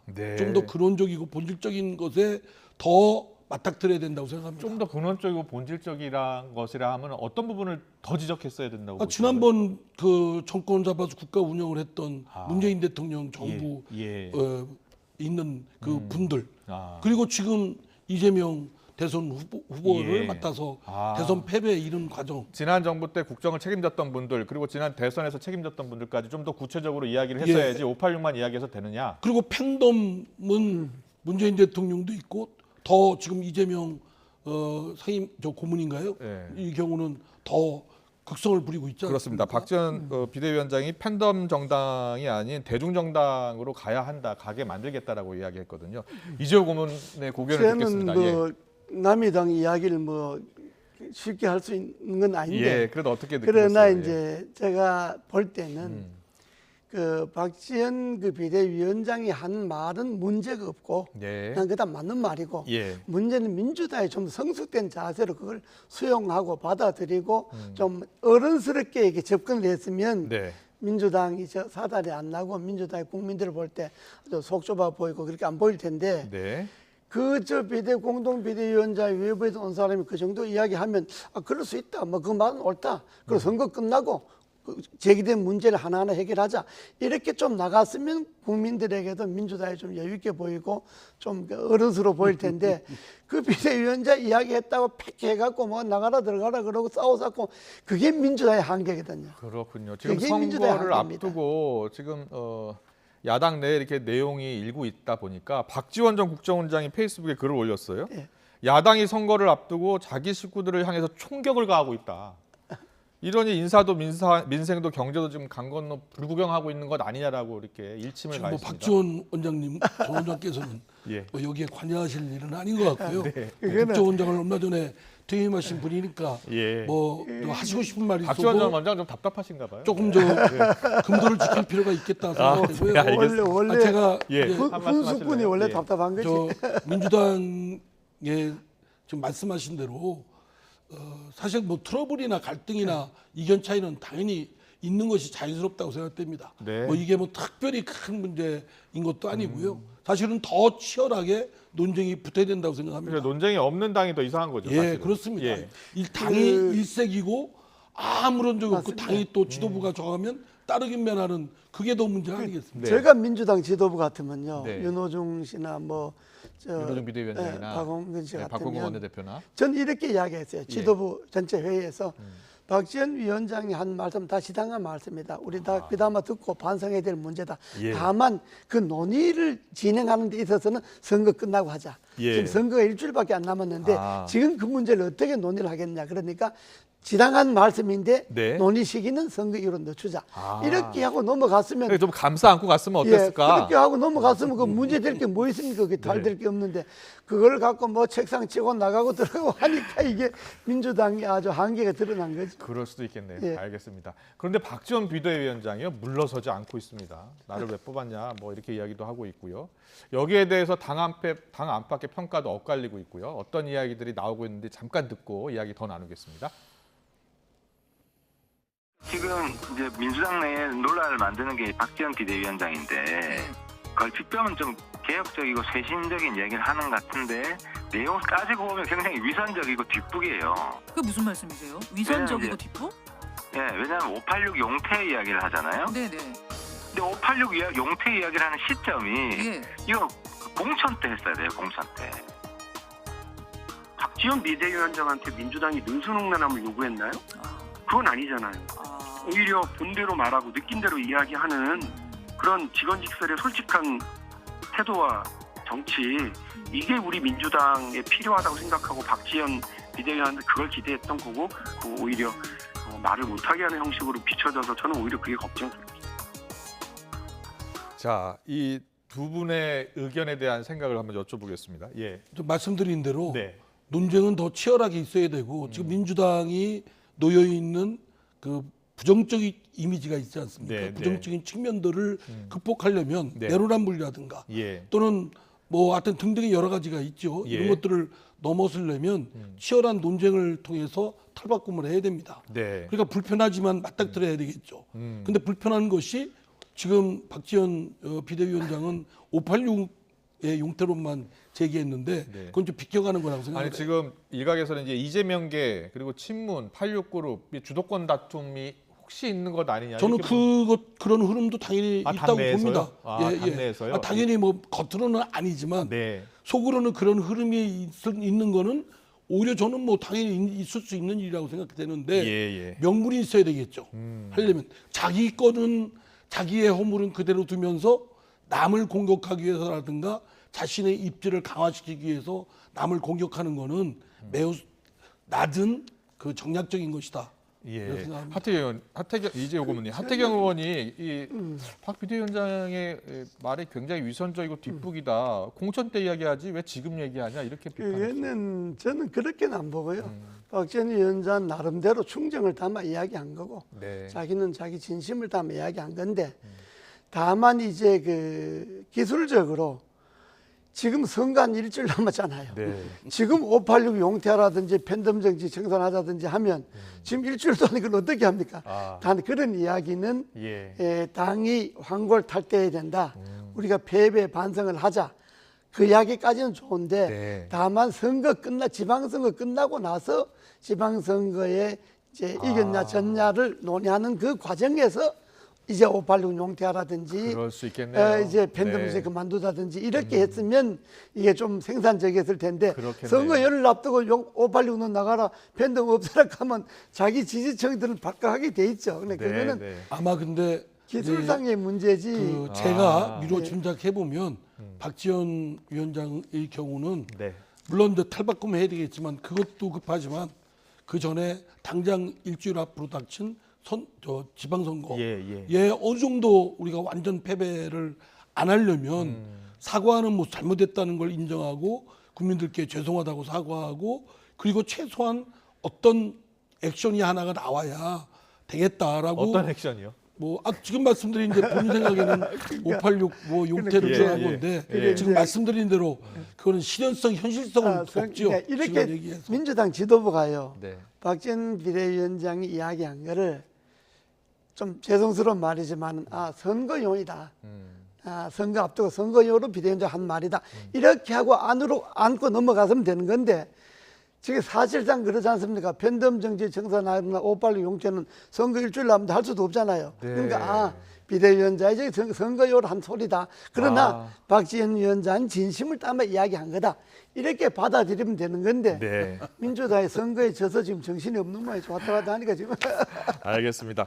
계속해서 윤석열 대통령 이야기 또 한동훈 법무장관 이야기 좀 해보겠습니다. 윤석열 대통령 지난주 목요일 모셨잖아요. 두 분을. 그래서 지난주 금요일부터 한미 정상회담 있었고요. 그리고 또 어제 북한이 대륙간 탄도미사일을 발사해서 처음으로 이제 NSC를 대통령이 직접 주재했습니다. 최근 윤석열 대통령의 행보, 한미 정상회담을 포함해서 어떻게 보셨어요? 외교나 이런 부분은 뭐 사실 윤석열 대통령이 경험이 일천하잖아요. 그렇죠. 그래서 사실 불안불안 바라봤습니다. 저뿐만 아니라 많은 불안불안하게 분들이. 보셨군요. 그러나 예. 이제 생각보다 좀 안정적으로 네. 그 정상회담도 꾸려가고 또 전체적인 국정도 좀 비교적 그 불안감, 처음에 가졌던 불안감은 좀 상당 부분 가셔지는 것 같습니다. 예. 그런데 지금 제가 하나 더 말씀드리고 싶은 거는 좀 더 다양한 목소리, 자신한테 비판적인 목소리, 특히 정치권, 대통령은 최고의 정치인입니다. 그러니까 정치를 자신이 부족한 걸 인정을 하고 정치를 배우고 정치를 많이 해야 되겠다라는 생각으로 비판적인 야당 사람들을 좀 지도부를 좀 많이 만나 좀 더 소통을 해라 이런 말씀 해주셨어요. 어떻게 보셨어요? 최근에 그 취임하고 최근에 윤 대통령 그 행보를 보면 상당히 긍정적입니다. 상당히 잘하고 있다고 보는 것이 제일 큰 것이 지금까지 우리 국민들 머릿속에 대통령이라 그러면 이렇게 할 것이라는 고정관념이 있었잖아요. 그 권위, 대통령 권위 아주 뭐 그 제왕적 권위라든지 이런 것이 있었는데 그 권위를 스스로 내놓고 권위를 스스로 무너뜨리는 그런 대통령의 행보가 상당히 국민들에게 조금 이제 먹혀 들어가기 시작하고 좀 신선하게 보이는 거니까 그러니까 대통령의 정치 문화를 바꿔 나가는 거 이건 상당히 긍정적이고 부족한 점이 있다면 역시 소통이 말은 소통이고 도합인데 역시 야당과 더 진지하고 더 솔직하게 소통도 하고 제가 매번 나와서 이야기하지만은 야당 지도부하고 또 술도 한잔하고 좀 이렇게 해서 야당과 좀 더 친숙한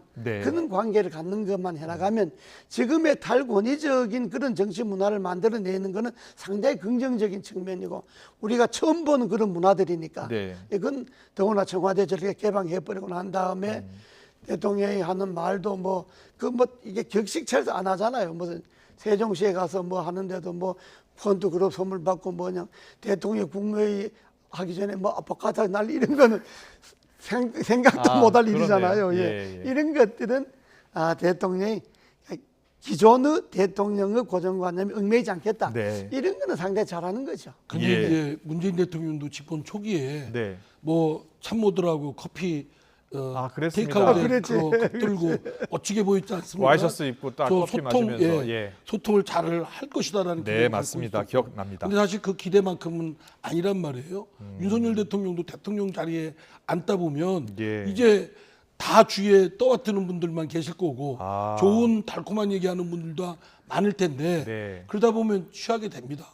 본인이 그렇게 안 하려고 그러니까 지금 제일 의도적으로 사실 반대파의 소리를 의도적으로 의지를 갖고 해야 됩니다. 윤석열 대통령에게 제일 필요한 거는 주변에 자기 주변의 쓴소리를 반대하는 소리를 귀담아 들어야 되고 그게 그다음에 야당의 소리를 귀담아 듣고 야당의 생각은 동의하지 않아도 야당 존중해주고 야당을 존중해주고 주변에 측근들의 쓴소리 아니라고 하는 소리를 좀 귀담아 듣는 그런 것이 지금 필요하죠. 근데 이제 그런 차원에서 윤석열 대통령이 많이 좀 보충해야 될 부분이 많다.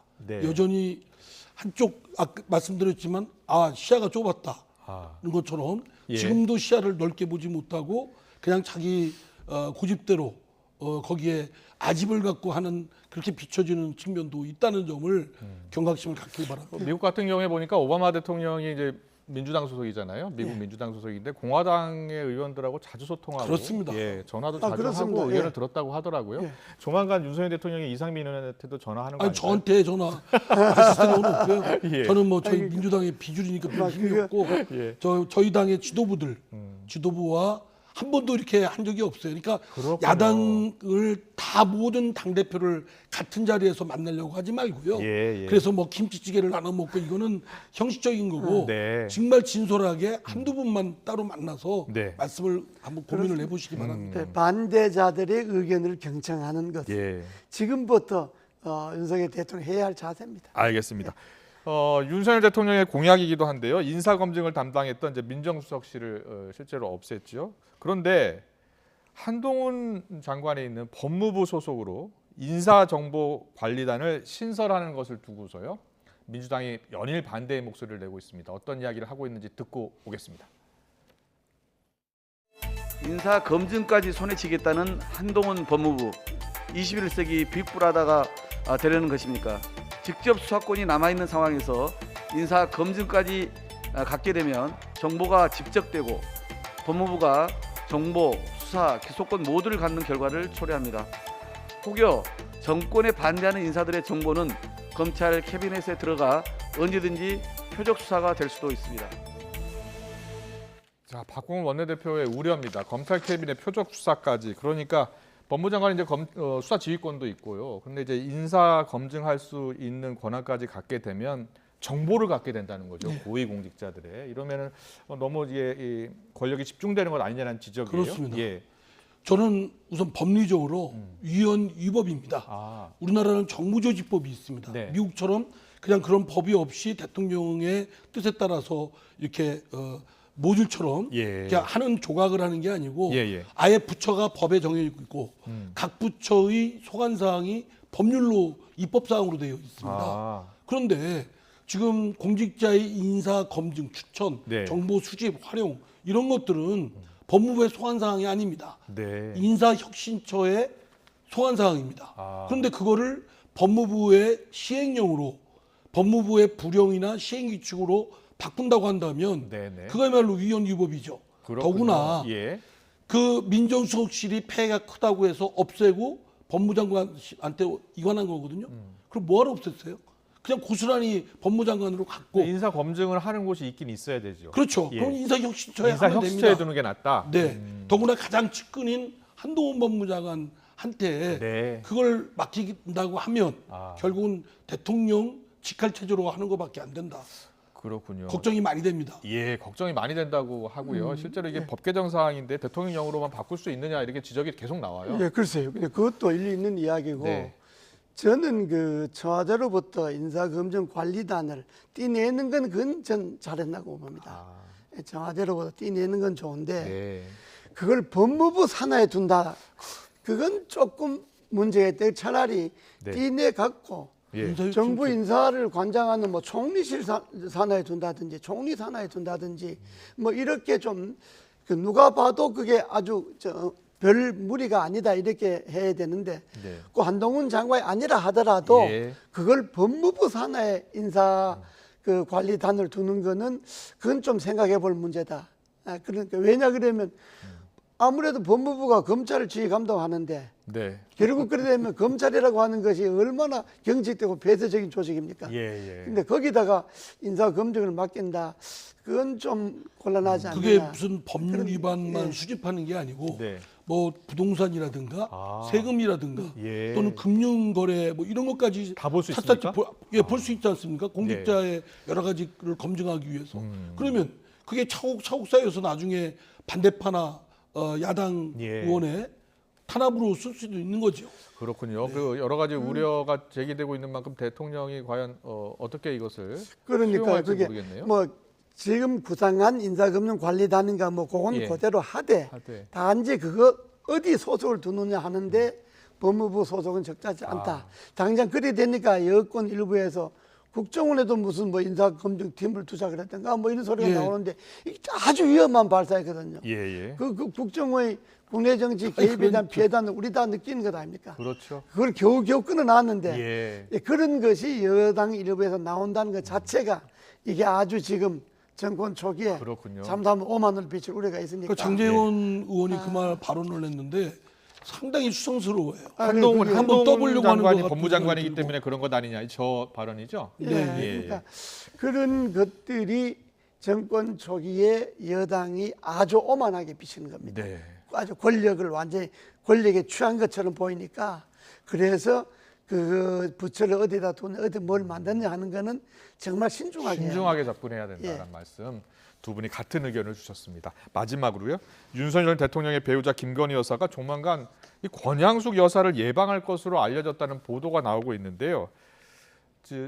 여러 언론이 보도를 하고 있는데 이게 이제 확인 더 돼야 됩니다. 근데 어떤 의미로 보세요? 좀 많이 그렇다면 참 보긴 좋다고 생각됩니다.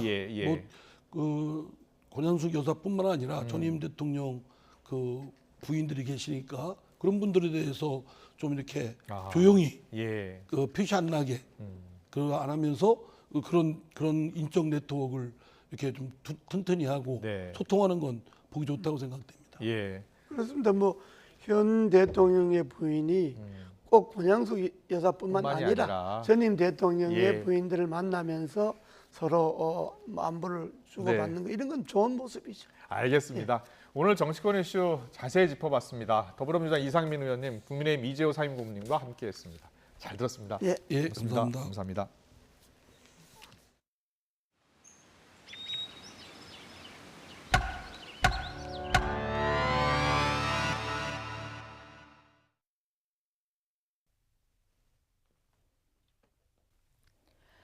YTN은 지방 의원들의 징계 기록과는 별개로 이번 8회 선거에 출마한 후보자들의 전과 기록을 전수조사했습니다. 여기에 더해 공천을 받지 못했거나 출마를 포기해 지금은 선관위 홈페이지에서 사라진 1,500명 이상의 예비 후보자들의 전과 기록도 확보해 분석했습니다. 이들을 포함한 건 다음 선거에 다시 나올 가능성이 큰 잠재적 후보군이기 때문입니다. 조사 대상 지방의원 후보자 가운데 37.7%, 10명 가운데 4명 정도가 전과를 가졌습니다. 5명 중 1명은 전과 3범 이상, 무려 14건의 전과 기록을 가진 후보도 있습니다. 음주운전과 교통사고는 보편적이라고도 할 수 있습니다. 심지어 술이나 마약에 취해 운전하다 사고를 낸 후보도 11명입니다. 교통사고로 인명피해를 내 전과로 남은 후보는 421명, 사고를 내고 도주한 적이 있는 후보도 45명에 달했습니다. 이외에도 온갖 범죄가 기록돼 있습니다.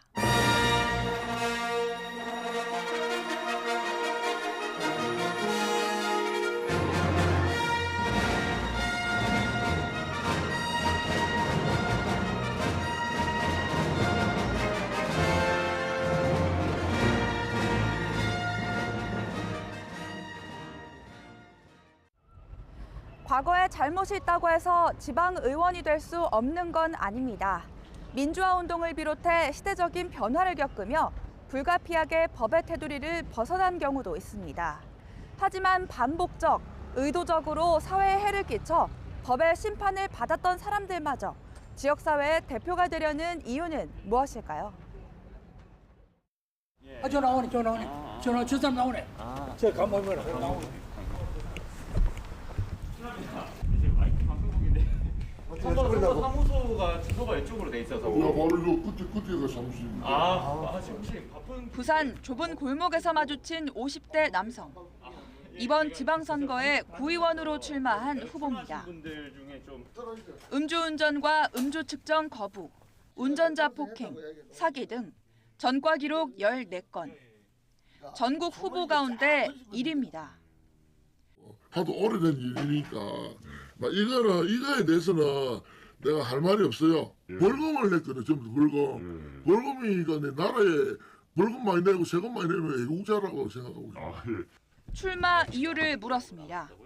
아니 그냥 내 이름 알리려고요. 내가 구현 어장 쪽에 노리고 있는데 구현에 가면 보좌관 주제, 그다음에 수행 비서 주제, 그다음에 애구수 주제, 그다음에 그에게 선거는 다시 태어날 기회인 셈입니다.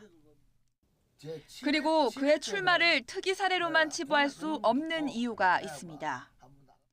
당선이 안 됐더라도 또 후보자 등록을 한 적이 있다. 아니면은 어떤 좋은 정당, 지명도 있는 정당에 후보가 됐다는 타이틀만 있어도 보면은 그럼 그런 공신력을 바탕으로 사회활동이나 경제활동에 상당히 유리한 부분이 있기 때문에 아마 출마하고자 하는 것이 아닌가 그렇게 생각합니다. 예. 출마하는 것만으로 신분 세탁과 비즈니스가 가능해지는 구조적 원인은 지방의회를 중앙정치의 도구로 여기는 여의도에 있습니다. 전과자 가운데 당의 공천을 받은 후보 비율은 10명 중 7명. 정당별로는 국민의힘 소속 후보가 901명, 민주당 소속 후보가 775명입니다. 사실은 이걸 정당에서 걸러줘야 됩니다. 그런데 정당에서 이제 충성도에 따라서 하다 보니까 이런 여과 기능을 정당에서 사실상 소홀히 하는 경우가 많고요. 지역 토호들이 선거에 영향을 많이 미치니까 오히려 그분들을 또 추천하는. YTN의 지방의회 징계 전과 전수조사 연속 보도. 내일은 음주운전에 뚫린 지방의회의 실태를 뜯어보고 허울뿐인 거대 양당의 공천 기준을 고발합니다. YTN 신지원입니다. 네, 조금 전에 대통령실 입장이 뉴스 속보로 들어와 있습니다. 오늘 윤석열 대통령이 교육부 장관 후보자, 교육부총리 후보자, 그러니까 보건복지부 장관 후보자, 그리고 식약처장 이렇게 후보들을 지명 또 임명했는데요. 이번 임명의 의미에 대해서 이렇게 평가를 했습니다. 여성의 공정한 기회를 보장하겠다는 윤 대통령의 약속이었다라는 대통령실의 설명이 뉴스 속보로 들어와 있습니다. 네, 대통령실 관계자는 남성 편중 지적이 그동안 이어져 왔었고 정상회담 기자회견에서 외신 질문도 있었죠. 이것이 변화의 계기가 됐다고 말했습니다. 네, 대통령실의 입장은 좀 더 자세히 들어오면 더 전해드리겠습니다. 6월 지방선거 공보물 다들 받아보셨죠? 시각장애인들은 공보물에 적힌 공약을 자세히 알고 싶어도 그런데 방법이 없다고 합니다. 네, 특히 지역 일꾼을 뽑는 지방선거에서는 더욱 그렇다고 하는데요. 실태가 어떤지 강민경 기자가 알아봤습니다. 서울 동대문에 사는 42살 최상민 씨는 며칠 전 배송된 선거 공보물을 받고 당황했습니다. 시각장애인을 위한 자료를 만든 시구 의원이 각각 한 명씩밖에 없었기 때문입니다. 지금 구의원은 한 분 외에는 점자가 없어요. 답답한 마음에 중앙선거관리위원회 홈페이지를 들어가 봤지만 사정은 마찬가지. 문자 인식이 가능한 공약 파일을 올려둔 후보는 많지 않습니다. 내용을 확인할 수가 없는 이미지를 올려버리니까 너무 불편하고 답답하고 그렇습니다. 8번째 지방선거가 코앞이지만 시각장애인들에게 정책 투표는 사실상 남의 일입니다. 선거법상 대통령과 국회의원, 지방자치단체장 후보는 반드시 점자 공보물을 만들어야 하지만 광역시도의원과 시군 기초의원 후보의 경우에는 의무사항이 아니기 때문입니다. 그러다 보니 정작 지역사회의 가장 튼튼한 뿌리가 되어야 할 시구의원 후보들이 오히려 약자를 배려하는 공보물을 만드는 데에는 소홀한 편입니다. 그렇다고 점자 공보물 의무 제작 대상인 지자체장 후보들이 더 장애인 친화적이라고 이야기하기도 어렵습니다. 충남도지사 후보 중 한 명이 선관위 홈페이지에 올려둔 5대 공약을 시각장애인이 많이 쓰는 화면 낭독기로 한번 읽어보겠습니다. 라벨이 없는 그래픽 이미지, 레이어 끝. 보신 것처럼 전혀 인식을 하지 못합니다. 서울시장 후보의 5대 공약조차 스마트폰으로는 확인할 방법이 없습니다.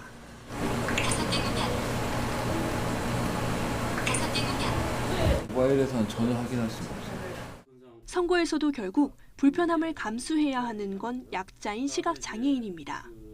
웹 콘텐츠 접근성 지침 등을 준수하지 않은 채로 단순하게 이미지로만 자료들을 제작하고 있어서 시각장애인들이 접근하기 어려운 게 현실이고요. 장애인의 참정권을 충분히 보장해주는 건 국가의 선택이 아니라 의무입니다. 장애인도 살기 좋은 사회를 만들자는 베리어 프리의 뜻을 실천하기 위해서라도 선거법 개정을 포함한 제도 개선이 시급해 보입니다. YTN 강민경입니다.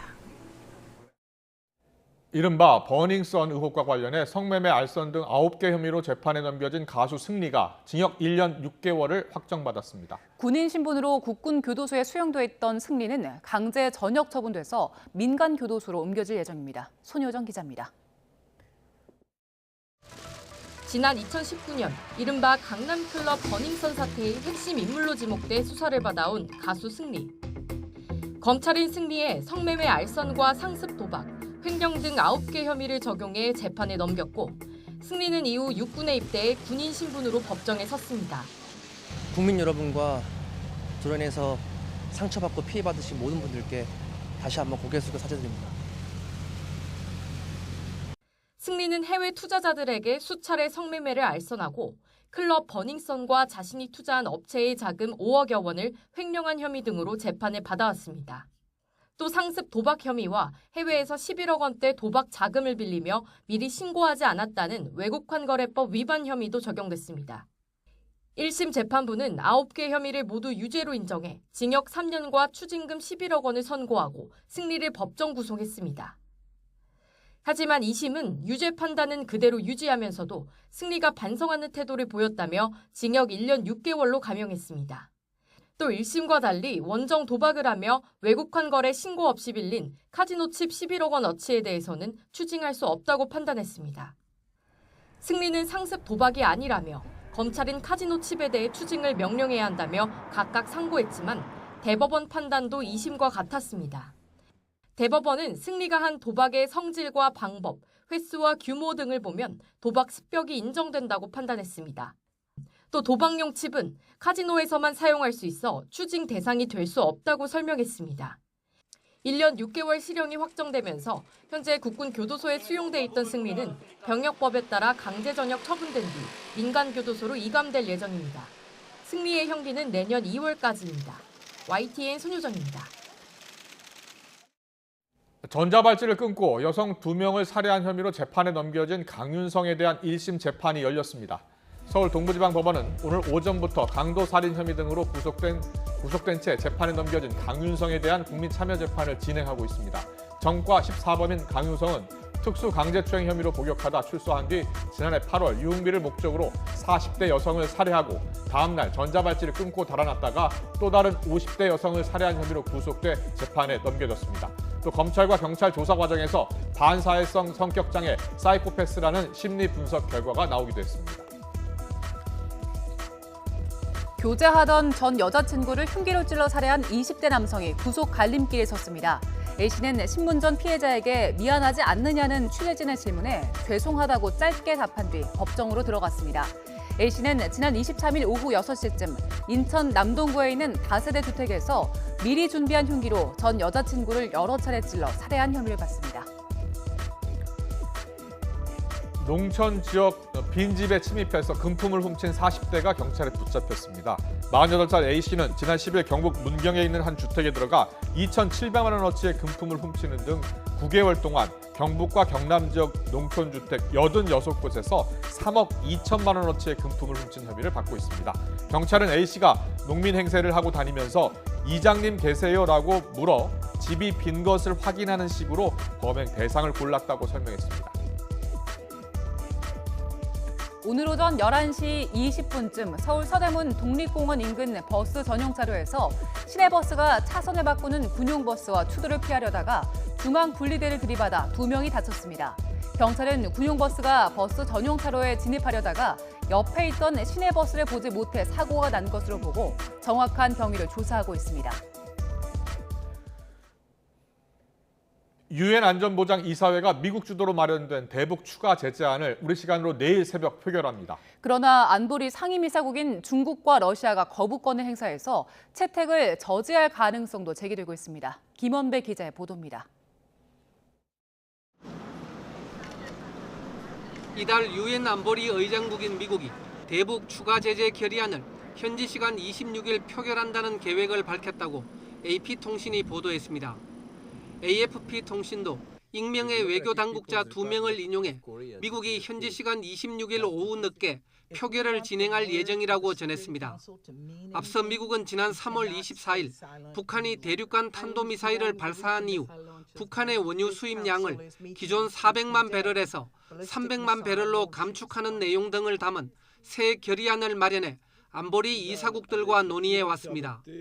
결의안은 북한의 정제유 수입량을 50만 배럴에서 37만 5천 배럴로 줄이고 국제사회의 광물 연료와 시계 수출에도 제재를 가하는 내용이 포함됐다고 AFP 통신이 전했습니다. 애연가인 김정은 국무위원장을 겨냥한 듯 북한에 담뱃잎과 담배 제품을 수출하지 못하게 막는 내용도 새 결의안에 담긴 것으로 전해졌습니다. 아울러 북한 정찰 총국과 연계된 것으로 알려진 해킹 단체 라자루스를 블랙리스트에 올리고 이들의 자산을 동결하는 조치도 제재안에 들어갔습니다. 미국 정부는 지난 2017년 만장일치로 채택된 안보리 대북결의 2397호에 적시된 유류 트리거 조항을 거론하면서 바로 지금이 행동에 나서야 할 때라고 말했습니다. 유류 트리거 조항은 북한의 대륙간 탄도미사일 발사 시 대북 유류 공급 제재 강화를 자동으로 논의해야 한다고 규정하고 있습니다.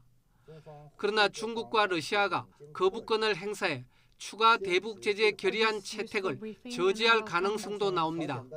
유엔 주재 중국 대표부는 미국이 제안한 추가 대북 제재 결의안은 어떤 문제도 해결하지 못할 것이라며 부정적인 입장을 밝혔습니다.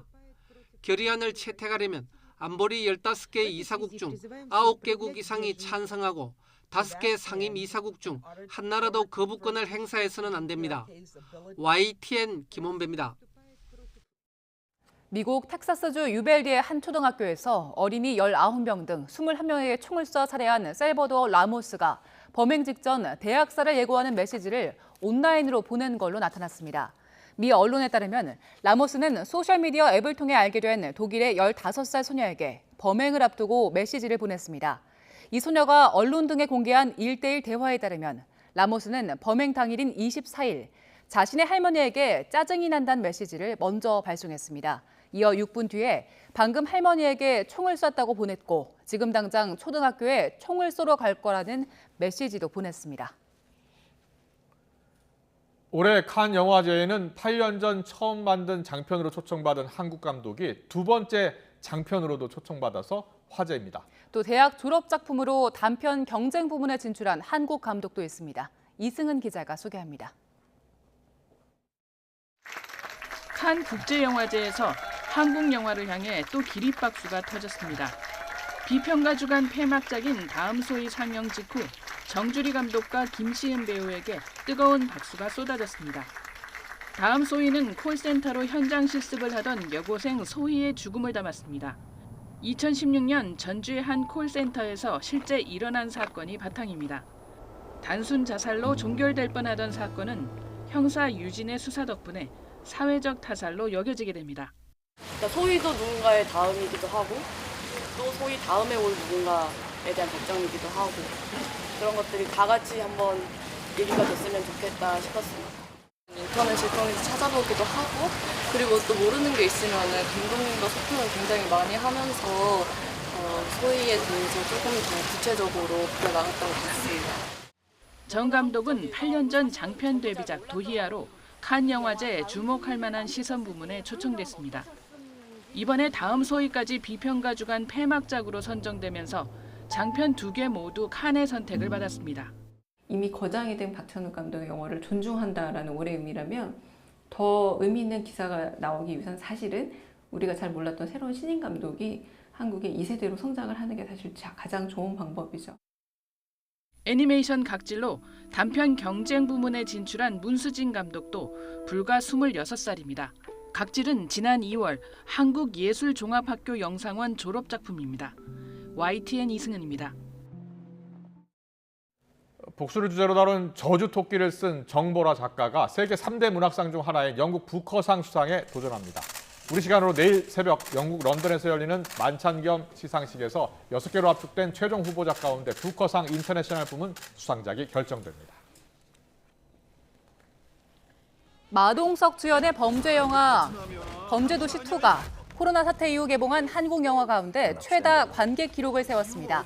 범죄도시 2는 개봉 8일째인 어제 누적 관객 수 451만 3천여 명을 기록하면서 2020년 8월 개봉한 다만 악에서 구하소서의 관람객 435만 명을 뛰어넘었습니다. 오늘은 때이른 더위가 쉬어가면서 활동하기 한결 수월했습니다. 내일도 서울 낮 기온 25도로 예년 이맘때 수준 보이겠습니다. 하지만 주말에는 다시 30도 안팎의 초여름 더위가 찾아올 전망입니다. 내일도 전국이 대체로 맑겠습니다. 다만 오늘 밤부터 내일 아침까지 경기 북부와 영서에는 요란한 비가 조금 내리겠습니다. 또 내일은 전국적으로 바람이 강하게 불겠습니다. 특히 강풍주의보가 발효 중인 강원 산간에는 내일 오전까지 초속 25m 이상의 돌풍이 불 것으로 보이니까요. 시설물 피해 없도록 각별히 유의하시기 바랍니다.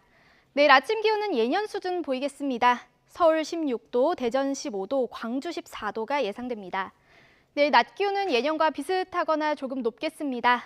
서울 25도, 대전 27도, 대구 29도가 예상됩니다.